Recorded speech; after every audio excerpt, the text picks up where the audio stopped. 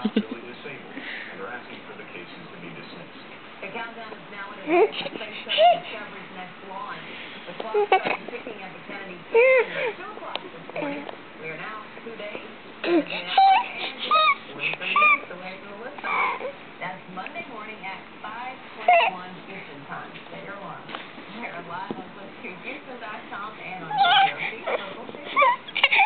Another astronaut has already begun his 3-day journey to the International Space Station. Late last night, a Russian rocket blasted off from the Space Center in southern Kazakhstan. The Russian spacecraft was carrying a NASA astronaut and 2 cosmonauts. It will dock with the ISS Sunday. The 3 will